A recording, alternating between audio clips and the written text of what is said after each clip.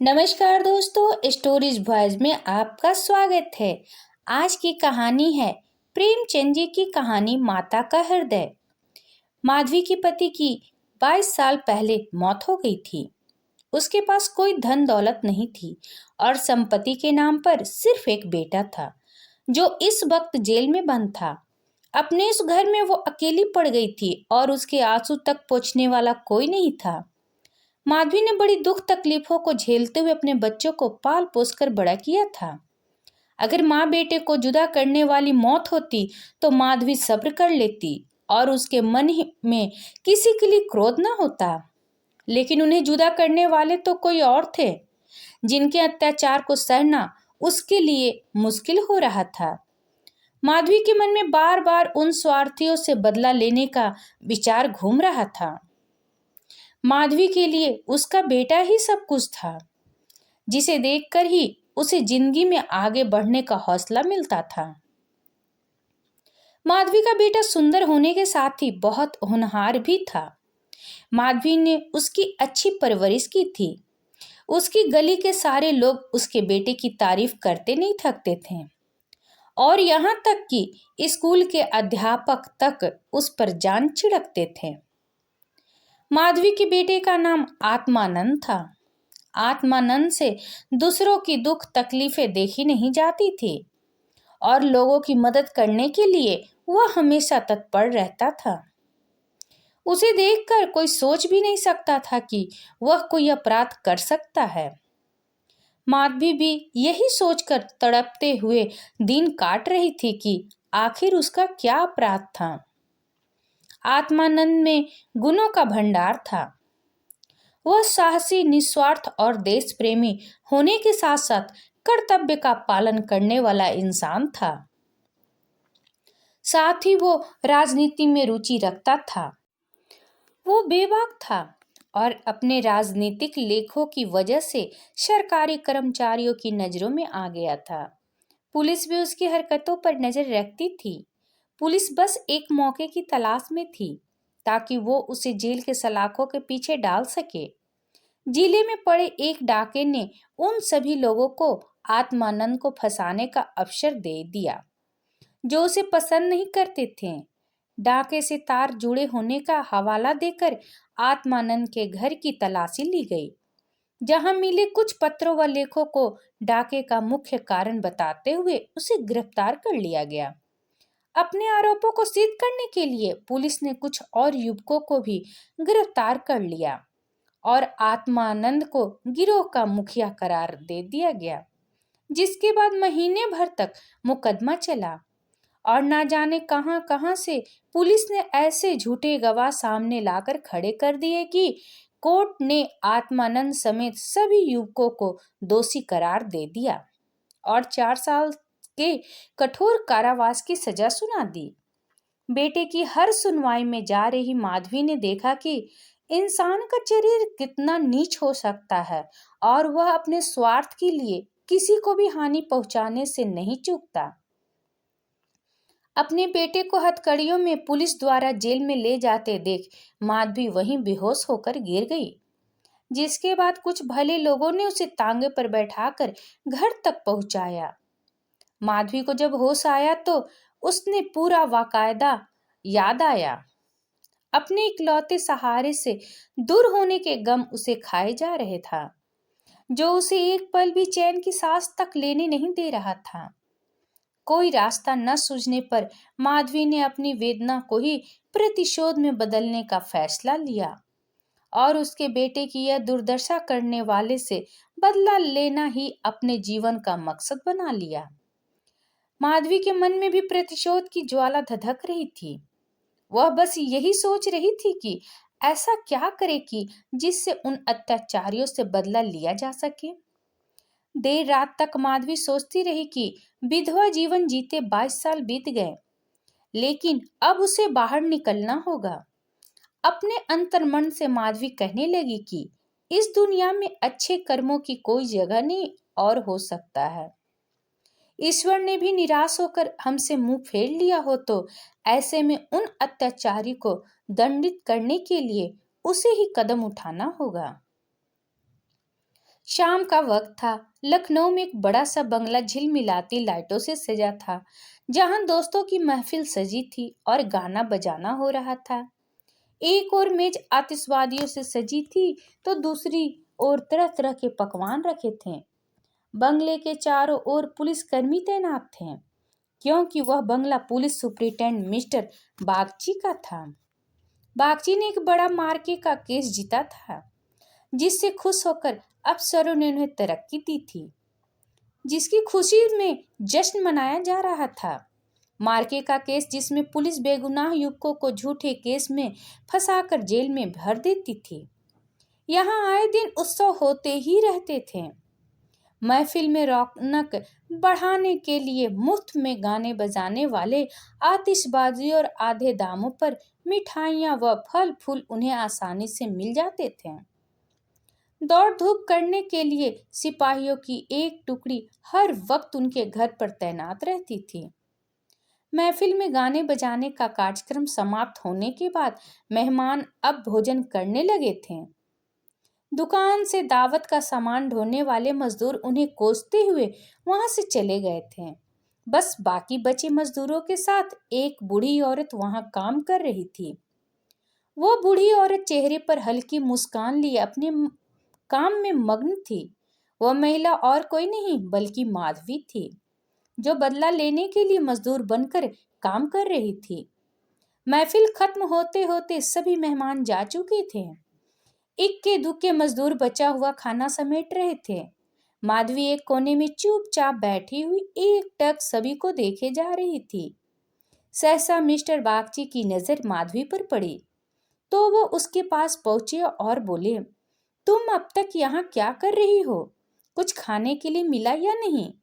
माधवी ने नजर उठाकर बागची को देखकर कहा, साहब, खाना तो मिल गया, लेकिन मेरे पास जाने के लिए कोई जगह नहीं है। अगर आपको ऐतराज ना हो तो मुझे यहीं कोने में पड़ी रहने दीजिए।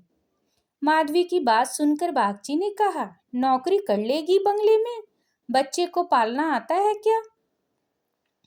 बागची की बात सुनकर माधवी ने तपाक से कहा, जी साहब, बच्चों को अच्छे से खिलाना जानती हूँ। इसके अलावा घर के छोटे बड़े सभी काम कर सकती हूँ। बस मुझे एक मौका दे दीजिए। माधवी की ओर ध्यान से देखते हुए बागची ने कहा, ठीक है, तुम आज से ही काम शुरू कर दो।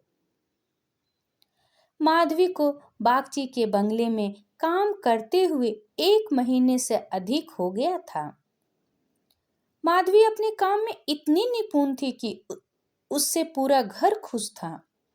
बागची की पत्नी का स्वभाव चिड़चिड़ा था और वह आलस व अपनी खराब सेहत के चलते दिन भर बिस्तर या सोफे पर पड़ी रहती और नौकरों पर चिल्लाती रहती। उसके स्वभाव के कारण बच्चे का ध्यान रखने वाली आया ज्यादा दिन न टिक पाती। माधवी उसकी जली कटी बातें सुनकर भी चुपचाप अपने काम में लगी रहती, इसलिए बागची की पत्नी को उससे कुछ खास शिकायतें नहीं थी।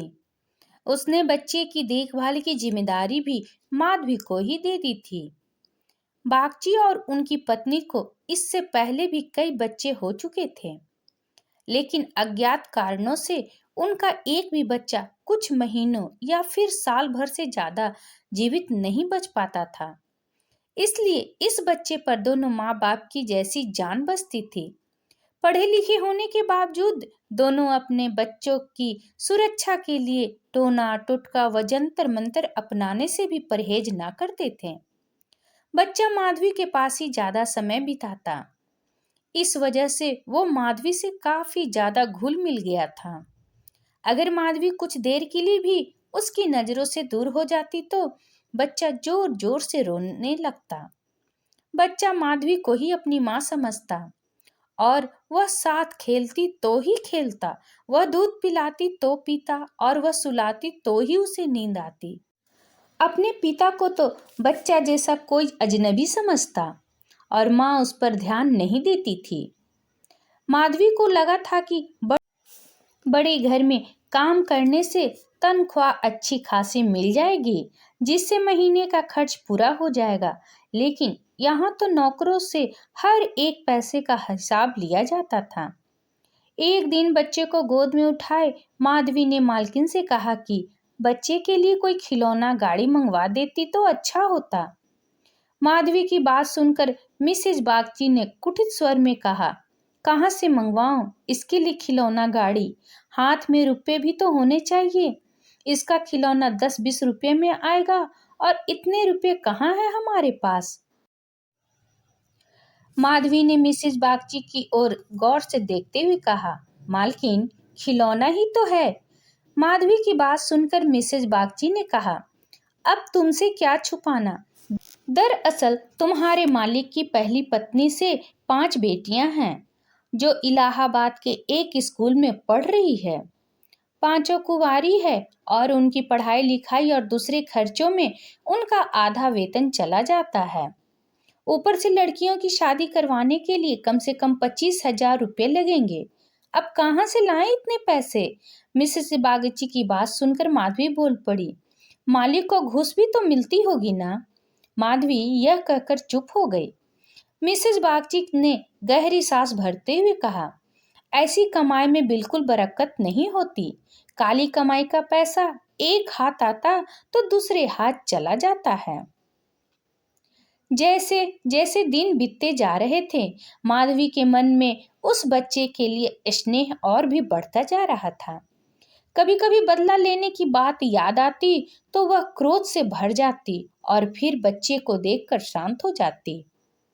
वहां रहते हुए माधवी मिस्टर बागजी के परिवार की स्थिति से वाकिफ हो गई थी।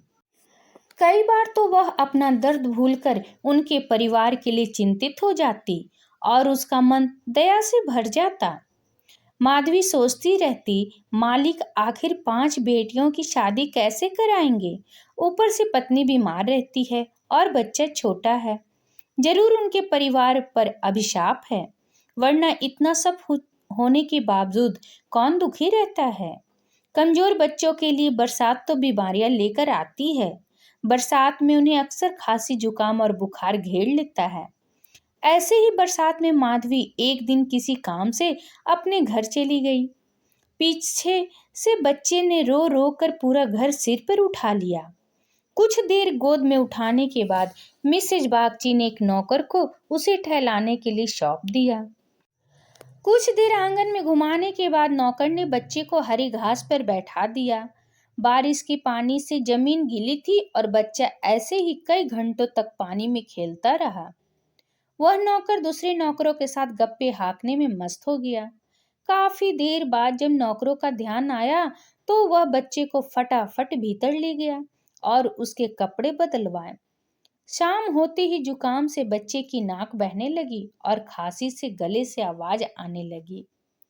देर शाम जब माधवी बंगले में पहुंची तो बच्चे की हालत खराब देखकर उसका कलेजा फटने लगा।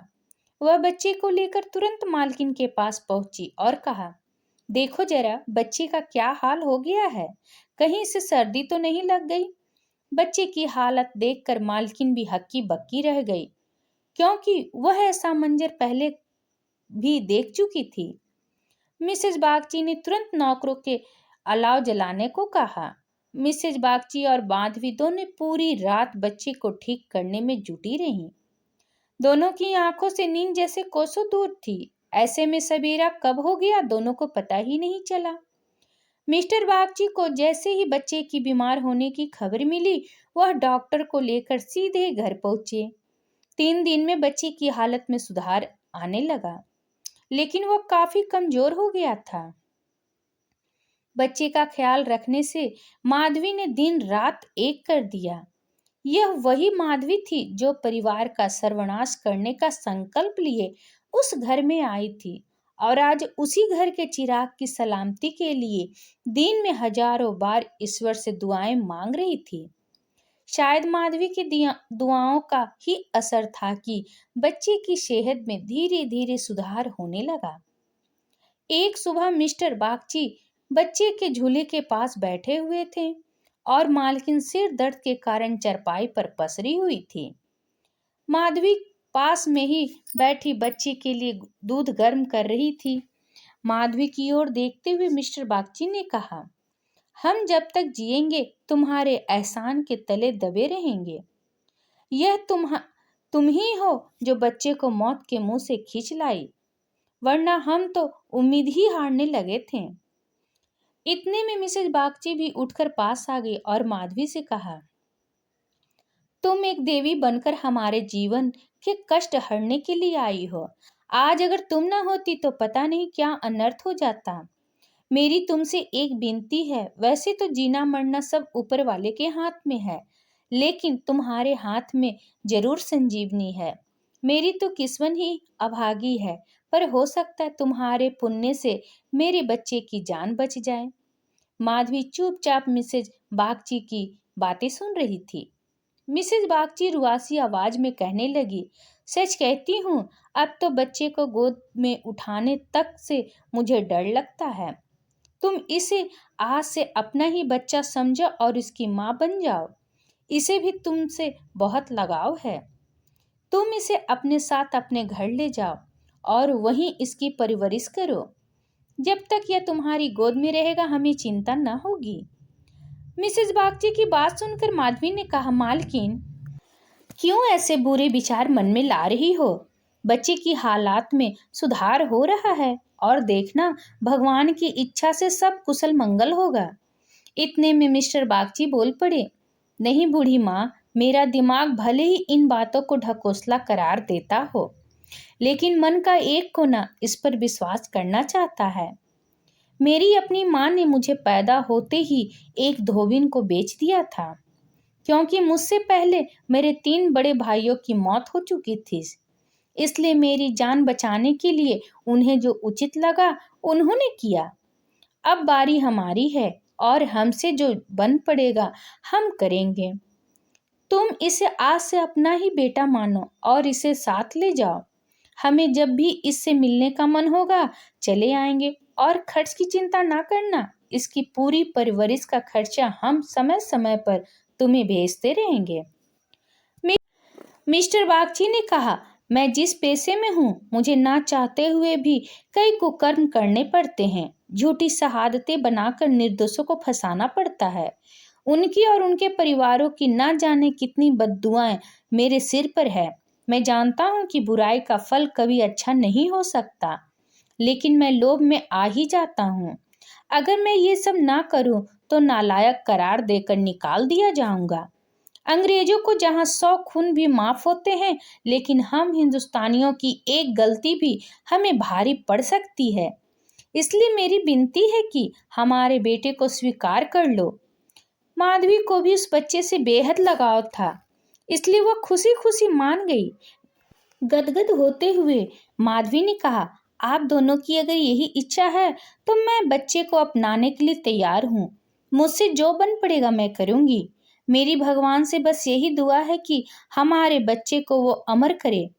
बड़ी देर से बच्चा आराम से झूले में सो रहा था। चादर से उसका मुंह ढका हुआ था। माधवी ने दूध गर्म करके अपने बच्चे को पिलाने के लिए जैसे ही उसके मुंह से चादर को हटाया, उसके मुंह से जोर से चीख निकल गई। बच्चे का शरीर पूरी तरह ठंडा हो चुका था, चेहरा पीला पड़ा था। माधवी ने जल्दी से बच्चे को गोद में उठाकर सीने से चिपका लिया और जोर जोर से रोने लगी। बालक सभी को छोड़ भगवान के पास जा चुका था। दिन भर पूरे घर में मातम पसरा रहा और रोने की चीख पुकारों से जैसे पूरा घर कौंध गया हो। मिस्टर बागची और उनकी पत्नी का भी रो रो कर बुरा हाल था। माधवी जो खुद बच्चे को खोने के दर्द से तड़प रही थी, उन दोनों को सांत्वना दे रही थी। माधवी उनसे कह रही थी, अगर उसके बस में होता तो अपने प्राण देकर भी बालक को बचा लेती, लेकिन ऐसा संभव नहीं है। माधवी जो अपना बदला लेने आई थी, ममता के बंधन में बंध स्वयं दुख लेकर जा रही है। सच कहते हैं कि माँ का दिल दया का सागर होता है। माँ वह देवी है जिसकी निर्मलता को कोई भी मैला नहीं कर सकता। कहानी से सीख यही मिलती है कि माँ की ममता का पूरी दुनिया में कोई मोल नहीं। माँ बच्चों को तड़प में नहीं देख सकती और बच्चे की ममता के आगे वह अपना सारा क्रोध भूल जाती है। वहीं यह कहानी यह सीख भी देती है कि इंसान को कभी लालच नहीं करना चाहिए और ना ही किसी को दुख देना चाहिए। आशा करती हूँ यह कहानी आपको पसंद आई होगी। इस पर आपकी क्या राय है कमेंट करके ज़रूर बताएं। अगर पसंद आया तो प्लीज़ लाइक एंड सब्सक्राइब करना ना भूलें। इसी तरह और भी कहानी सुनने के लिए कृपया बेल आइकन बटन को दबाना ना भूलें। वीडियो देखने के लिए आपका बहुत बहुत धन्यवाद।